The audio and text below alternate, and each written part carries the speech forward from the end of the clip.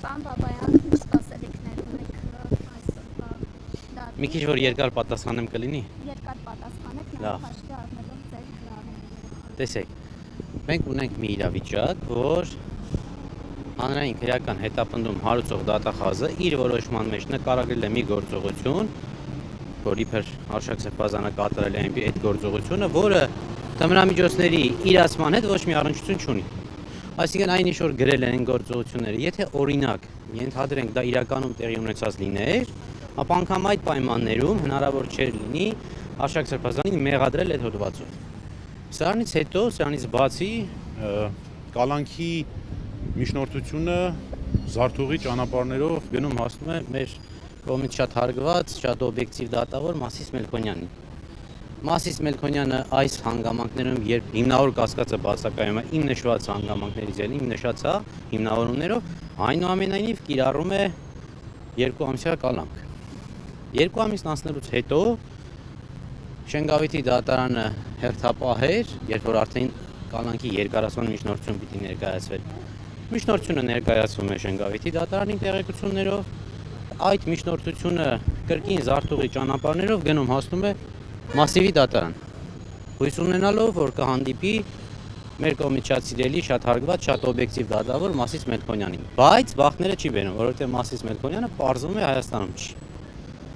Այլ գտնվում է Ամերիկայի Միացյալ Նահանգներում։ Դրանից հետո այս միջնորդությունը նույն զարթուղի ճանապարհներով պտտվում է, գալիս է հասնում է կենտրոնի դատարան։ Կրկին մեր կողմից շատ ավելի սիրելի, շատ ավելի հարգված մեկ այլ դատավոր կարող եք ասելու Կարեն Ֆարխոյանին։ Եվ մենք հավատում ենք, որ Կարեն Ֆարխոյանը կիրականացնի արդարադատություն եւ Արշակ Սրբազանն ազատ կարձակվի։ Պարոն Բաբայան, մակագրում Հավատացիք, չէ՞։ ձեռքով է եղել Ֆարխոյանի։ Այո, ձեռքով է։ 3 հատուկ ընտրել են, հա։ Եթե չեմ սխալվում 21 թվականին կամ 20 թվականին, եթե չեմ սխալվում, այս իշխանությունը փոփոխություն մտցրեց դատական օրենսգրքում, մասնավորապես որ կալանքների միջնորդությունների քննող դատավորներին նշանակվի ձեռքով եւ ոչ թե էլեկտրոնային համակարգով, բայց միևնույնն է այդ դեպքում էլ կա առանձին կարգավորում, որ նման դեպքում ընդհանրապես պիտի այբենական կարգով ընտրվի եւ ոչ թե կամայական ու մուզի, բայց մտավախություն ունեն, որ եթե իրենց սրտի դատավորները չլինեն, այլ որոշներ կլինեն դրա համար։ Ես վստահ եմ նրանում։ Ես վստահ եմ, դուք կարող եք հիշել որևէ քաղաքական ենթատեքստ ունեցող գործ, որը օրինակ մակագրված լինի քիչ թե շատ օբյեկտիվության համբավ ունեցող դատավորի։ Չի եղել նման դեպք, երբեք չի եղել։ Եթե եղած է լինի, վստահաբար օբյեկտիվ է եղել այդ որոշումները։ Պարոն Բաբայան, Իսկ այս գործով ուղիղ ցուցմունք եղել է, թե չի եղել ձեր Դե հայտարարությունը։ հիշում եք, որ նախաքննության գաղտնիությունից ելնելով չեմ կարող շատ փակագծեր բացել, բայց կասեմ, որ ոչ, որևէ ուղիղ ցուցմունք չկա։ պարոն Բաբայան, իսկ այդ իրեն ապացույցը, որ կորել է ինչ-որ։ Ես անկեղծ ասած չունեմ տես տեղեկություն, բայց այսօր խոստանում եմ քննիչին կհարցնեմ դատականիստի ժամանակ։ Չգիտեմ կպատասխանի թե չէ, բայց ես կհարցնեմ։ Եթե ասեց ինչ պատասխանեց կգամ կասեմ։ Որոշակի ազդեցություն անշուշտ կունենա,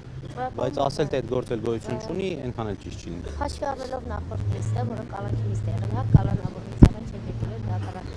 Այս դեպքում եւս ենթադրում է, որ նույն հիմնավորումներով են լինելու, եթե այո, խնդրում եմ ասեք դրան որոնք են հիմնավորումները եւ կարծեմ 4 ռիսկ կա, չէ՞, դրանց 3-ից մեկը որն է խոչընդոտել է։ Նախաքննությանը խոչընդոտել։ Ինչպես պետք է խոչընդոտել։